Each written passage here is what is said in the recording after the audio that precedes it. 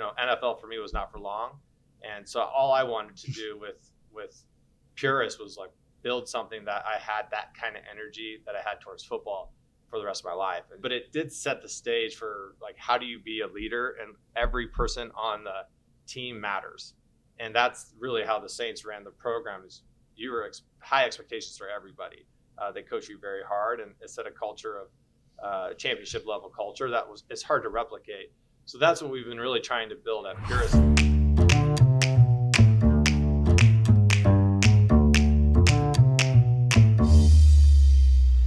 Everyone, it's Arick Wierson from Leverage Storytelling, presented by Tunheim. I'm here with my friend Tyler from Puris.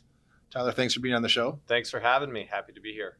So before we get started, just to level set, why don't you just explain to everyone briefly what Puris is? I think most people watching this probably have a pretty good sense of what Puris is all about, but maybe you could just sort of give us the 60-second elevator pitch. For sure. So Puris is a plant-based protein company, really a protein company, and I'm a Gen 2 leader of the business. My sister and I run the business today, but our parents started it back in 1985. Back then, it was pretty novel to say the protein gap will be solved by plants.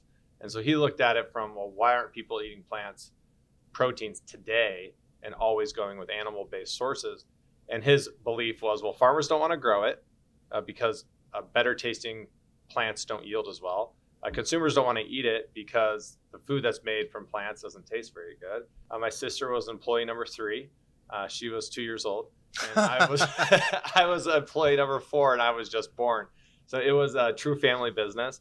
And if you rewind the time to that point, I mean, growing up and starting to remember, there's pictures of us in the field working. My dad's a plant breeder. So he really wanted to design seeds that grew better for farmers that just happened to be potentially better tasting food downstream. So his whole vision for Puris, which is what we do today at scale, was develop seeds that were more nutrition dense and then build ingredients that were better tasting and available, and then ultimately make foods that people would consume. And so he set out to do that. The first couple decades was really about the seeds. That's when the hard work in Iowa in the fields happened for my sister and I, where we led the breeding program where we were crossing plants and using natural breeding. Was it mostly methods. Soy-based at that point? Or? Soy-based mostly. We got into peas. Did you have to walk beans? Yes. I did a lot of walking beans too when I was a kid. A lot of walking beans. We people like to say we were farmers. Oftentimes people say, well, you're a pea farmer. I'm like, I wasn't really a farmer. We were actually the people on the weird farm equipment doing test plots and all of these different things. And so that was where we started. And then as we grew, it was how do we get into ingredients? So my dad started breeding peas in 1999 with this idea of using it as a rotational crop for other types of farming practices. Peas are typically grown in the north, but if you can adapt them to be grown here in the United States, then could you have more than one cash crop potentially? So in 2011, he bought the plant, and we had no staff. We had no salespeople. We really had no one to run it besides myself, and our head of R&D that's here today with me was just hired 6 months before, Kushal Chandek. In 2013, we pivoted to pea protein, and that was really our moment for finding our product market fit for ingredients. I always say, when you're looking for product market fit, like where people want your product versus you pushing it, it's kind of like being lost in the woods and finding a trail that actually leads you out of the woods. That was our moment. So today we are the largest supplier of pea protein in North America, one of the global leaders for sure, and we're known for premium taste and quality. The plant-based craze sort of had its apex kind of leading up to COVID. And I think COVID, a lot of people were at home. They had more time to experiment with new things. But then it seemed to sort of peter off a little bit. And maybe talk about how Puris sort of rode that wave, and then also how it's been able to sort of circumnavigate some of the headwinds that the industry as a whole has faced since then.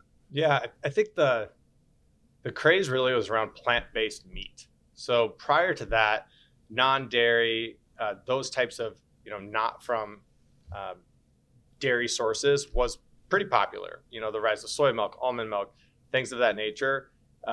When we started, people would buy almond milk, but still get Greek yogurt from cows. And so people were buying these foods for different reasons, not really because they were allergic to milk. And so that's what we were focused on. So whether it's a high protein yogurt, drinks, cereals, what have you. Plant-based meat was always around. I mean, there's been legacy plant-based meat companies that served vegans and vegetarians for years. And I think there's a lot of merit to that conversation. However, the hype cycle was real and it happened. So huge valuations, huge capital invested, huge growth in trial, and then not enough staying power on shelf with repeat and growth that meet the expectations of the valuations of the market. It was repeat customers was one of the big issues, right? Yeah. So that and cost. So the cost of plant-based meat was never at par with the alternative, which I think is challenging. And I don't think the industry did a great job at owning the health halo of the products. Plant-based for a while, people just associated it as healthy, but it's not very difficult to say, well, it's just the same as, if that's the products that you're building, it's just to be the same as a regular burger. So you saw if the quality is equal to or worse and the price is more expensive and the accessibility is worse, it's hard to grow from that. And I think the unit economics are really what put a lot of pressure on the industry, which shifted the outcomes. Through it all, really the wave that we're supporting now is just protein. It happens to come from peas. Well, speaking of that, you mentioned before we got on the show that one of the biggest areas that you're seeing where there's a lot of growth is in clear proteins. Talk a little bit about that. So clear protein has been around for a long time, but people didn't accept it.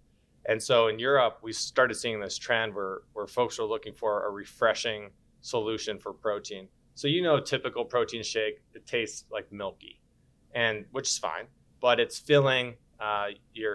There's a great time and place for that. But not always are people looking for a milky finish. Sometimes they're looking for a refreshing. Well, to meet that refreshing outcome has been challenging. So what we saw is people are looking at moments and applications that allow for a refreshment type of experience. So think orange juice or energy drinks or hydration drinks, or even things that just are, like a soda that's protein fortified and still tastes like the thing that you're looking for.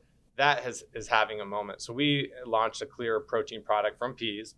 That's all it is a soluble protein. So you take the soluble portion of the protein, and then that is used to make the finished food. So you could put 10, 20 grams of protein per serving.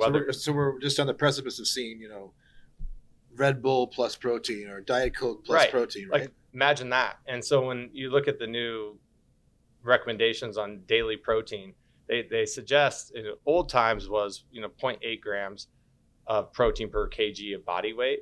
They've upped that to 1.2 to 1.6. So when you're trying to get that much protein in your diet, you can only eat so many steaks or chicken or what have you, or chug so many protein shakes. Like, if you want to get there in a different way, it can be done to these different applications. And that's only amplified by the onset of GLP-1s. So, talking to people that are on these drugs, really addressing this weight loss or this concern about regulation of your body, so your metabolic regulation, so you can then curb your appetite, fundamentally eat less, but you still need to eat the nutrition that's required, protein and fiber. Well, these folks aren't hungry. So how do you get protein in a diet where no one wants to eat the food? And it's been really interesting learning about users on these products, on how their appetites evolve, what they once loved, now they don't like at all, and the lack of eating. So with clear protein, you can sneak protein into all sorts of different applications where you're not feeling like you're eating a protein shake. You're certainly not feeling like you're eating a steak. You're just having a nice, refreshing, healthy soda that has 10 grams of protein in it. Yeah. I could see my protein cocktails will be the I could see my 21-year-old daughter all over that. Yeah. Red Bull plus protein, right? Yeah. And then there's just so many use cases. Or her big thing is actually Celsius. Yeah, for sure. Celsius. And the key is, how do you deliver the refreshing experience, the same experience that they had before, now inclusive of protein? That's hard. And unlocking that, so you have the product and you're still feeling the same feeling that you expected. Are you pretty much agnostic as far as the source is concerned? Would you be looking at other forms of, protein-rich sourcing? We can solve a lot of problems on the value chain, from the soil to the consumer, with peas. And we chose peas for a reason, because it addresses a lot of different problems. First problem it addresses is soil health. So everyone's talking about regenerative agriculture and we need to farm better and different, and putting a ton of pressure on the farmer to figure it all out. Well, the key challenge there is farmer can grow a more sustainable crop, but someone needs to buy it. Farmers don't just grow for fun, they grow to sell. And so peas play a role right. That you can sell them a pea that adds nitrogen to the soil, but we'll buy it from them. So there's a transaction that allows it to say, hey, I'll grow your peas because you'll buy them from me. Then the next step is, how do you make it into something that actually is usable?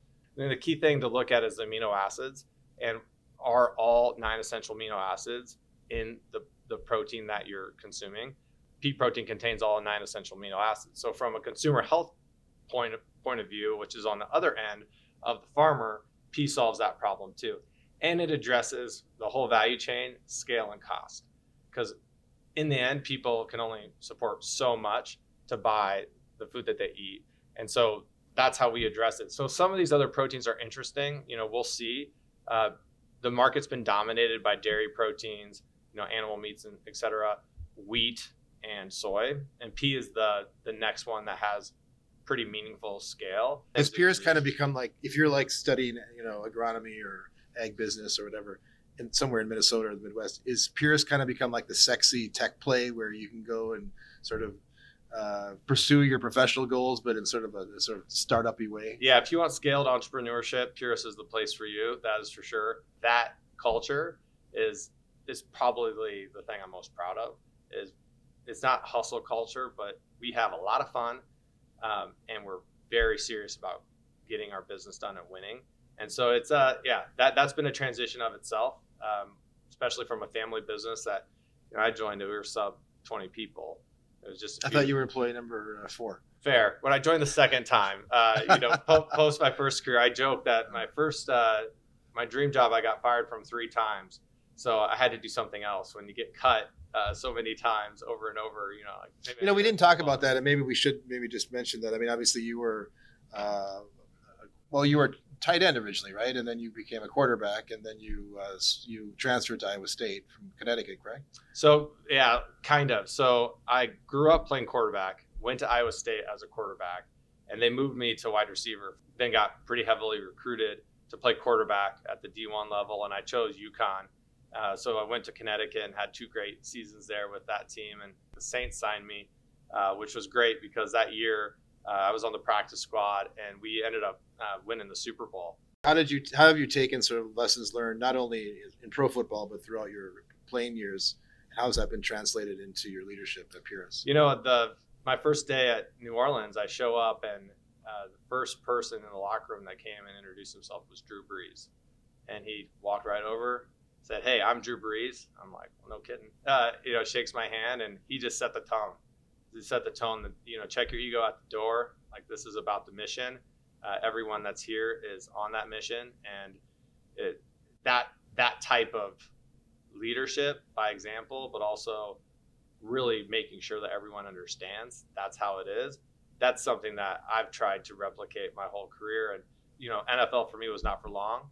And so all I wanted to do with Puris was like build something that I had that kind of energy that I had towards football for the rest of my life. And so I find that at work, I find that with my kids and my wife, but it did set the stage for like, how do you be a leader? And every person on the team matters.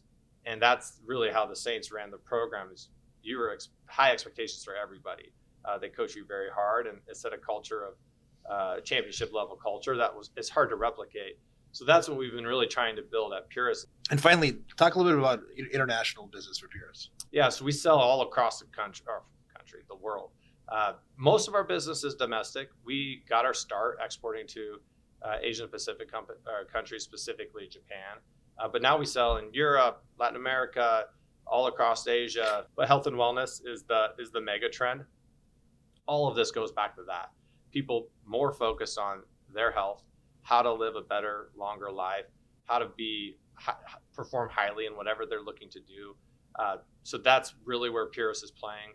The U.S., though, is such a leader in shaping the trends that happen around the world. And so we're definitely seeing adoption of this. Tyler, thanks for coming on the show. Arick, appreciate you, man. For Leverage Storytelling, I'm Arick Wierson. We'll see you next time.